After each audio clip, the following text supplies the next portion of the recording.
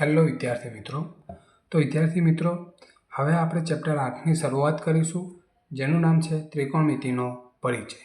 વિદ્યાર્થી મિત્રો, જે પણ 10 પાસ કરીને 11-12 સાયન્સમાં જવા માંગતા હોય તો એમના માટે આ ચેપ્ટર ખૂબ જ ઉપયોગી છે, એમાં બી એ ગ્રુપ, જેમાં મેથ્સ આવે છે, બરાબર। આ ચેપ્ટર એકદમ ઇઝીમાં ઇઝી છે। અમારા વખતે થોડું હાર્ડ આવતું હતું, પણ આ તમારા વખતે એકદમ ઇઝી કરી નાખ્યું છે। હું તમને સૂત્રો યાદ કરવાની એકદમ શોર્ટકટ ટ્રીક સમજાવું છું। બસ આટલા સૂત્રો કરવાના, અને કોષ્ટક માટે એક શોર્ટકટ ટ્રીક છે એ હું નેક્સ્ટ વિડીયોમાં બતાવીશ। તો જુઓ, પહેલાં શું છે, સાઇન થીટા। હવે જો આ રીતના કોઈ પણ કાટખૂણાવાળું ત્રિકોણ આપ્યું હોય તો એમાં શું છે, ધારો કે સી આગળ એક ખૂણો રચાય છે, બરાબર।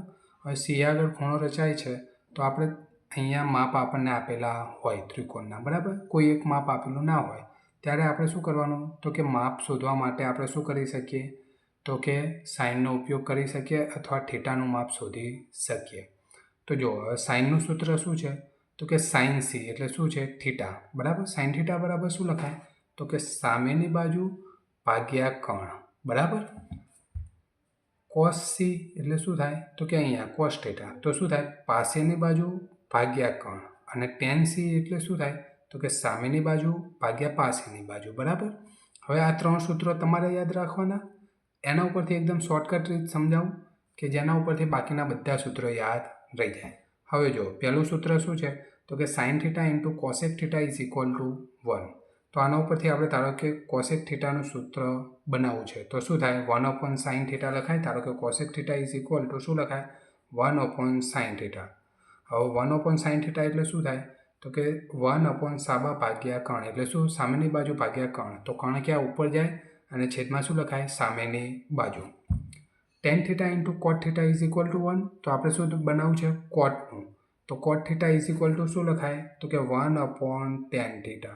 ટેન થીટાનું સૂત્ર શું છે, તો કે સામેની બાજુ ભાગ્યા પાસેની બાજુ, તો આ પાસેની બાજુ ઉપર જશે અને સામેની બાજુ છેદમાં આવશે, બરાબર। Sec theta into cosec theta is equal to 1, તો હવે અહીંયા જો આપણે કોસેક થીટા છે તો સેક થીટાનું બનાવવાનું છે, તો 1/cos થીટા। કોસ થીટા એટલે શું થાય, તો કે પાસેની બાજુ ભાગ્યા કર્ણ, તો કર્ણ ક્યાં જશે, ઉપર, અને પાસેની બાજુ છેદમાં। હવે જો sign square theta plus cos square theta is equal to 1, તો આના ઉપરથી આપણે કોઈ પણ સૂત્ર બનાવી શકીએ। ધારો કે સાઇન સ્ક્વેરનું બનાવવું હોય તો 1 - કોસ સ્ક્વેર થીટા, અને કોસ સ્ક્વેરનું બનાવવું હોય તો 1 - sine square theta. 1 + tan square theta is equal to sec square theta. હવે શું, tan સ્ક્વેર બનાવવું હોય તો સેક સ્ક્વેર -1, અને સેક સ્ક્વેરનું તો છે જ, અને 1 + cot square is equal two cosec square. અહીંયા એ ધ્યાન રાખવાનું કે ટેન થીટા અને કોટ થીટા હંમેશા ક્યાં આવશે, તો કે 1ની જોડે, કેમ કે આ બે સૂત્રો એવા છે કે વિદ્યાર્થીઓ કન્ફ્યુઝ થઈ જાય કે આમાં શું આવે, તો 1 જોડે હંમેશા ક્યાં આવે, ટેન અને કોટ, બરાબર। અને એક આ સૂત્ર છે કે tan theta is equal to sine cos theta, અને આના ઉપરથી કોટ થીટાનું શું બને, તો કે કોસ થીટા સાઇન થીટા। વિદ્યાર્થી મિત્રો, આટલા સૂત્રો એકદમ ઇઝી યાદ રહી જાય એવા છે। થોડીક મહેનત કરવી પડશે આમાં તમારે। અને જો વિડીયો ગમે તો ચેનલને સબસ્ક્રાઈબ કરી દો, અને નેક્સ્ટ વિડીયોમાં આપણે કોષ્ટક બનાવીશું અને 8.1ની શરૂઆત કરીશું।